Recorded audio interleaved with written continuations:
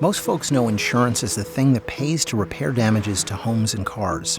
But if people stop to think about what insurance means to today's economy, they'd realize that insurers and the nearly 3 million people they employ nationwide make possible projects of all sizes. From airports, to stadiums and arenas, to coffee shops, to local childhood literacy programs. So to comprehend the many ways insurance makes the economy better and stronger, try to imagine a world without insurance. So what would that look like? For starters, hazards like natural catastrophes and motor vehicle accidents would result in far greater losses of life and property. However, through insurance's support for the Insurance Institute for Business and Home Safety, the Insurance Institute for Highway Safety, and other organizations, homes are safer and more resilient, and motor vehicle deaths have plummeted to a fraction of what they were before 1960. Insurers also collect and analyze data and study ways to make the public more aware of the negative effects of distracted driving and to rate community preparedness.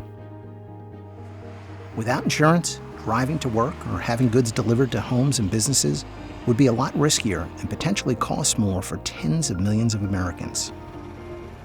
Also, workers might not be covered for injuries and illness that happen on the job, which would result in lost wages and financial disruption for families everywhere.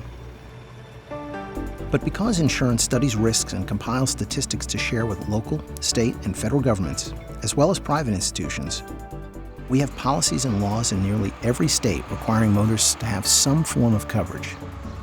And all 50 states have workers' compensation laws. 3, 2, 1.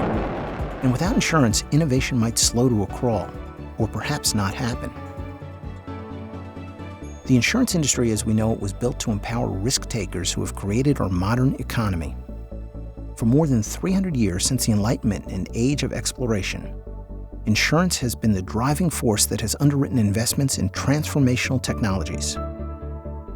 From steam power, to mass production, to aviation, to automation and information networks, to future advancements in artificial intelligence, nanotechnology, and big data. But perhaps insurance's biggest and most often overlooked contribution to economic growth is its key role as a major source of funding for projects large and small. This capital is vital to paying long-term claims, so insurers' investment portfolios often include private and municipal bonds that help finance the growth and prosperity of communities everywhere. Right after tragedy, you need help. And that's what insurance is there for. We act as the financial first responder after catastrophe.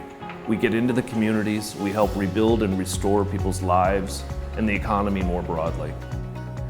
We act as a partner to governments and households and businesses, and we help them understand what the risks are, help them mitigate the risks, and in turn they will become more resilient and sustainable for the future.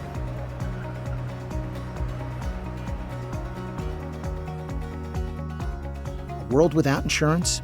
It's pretty safe to say that life would be a lot different and probably not as exciting.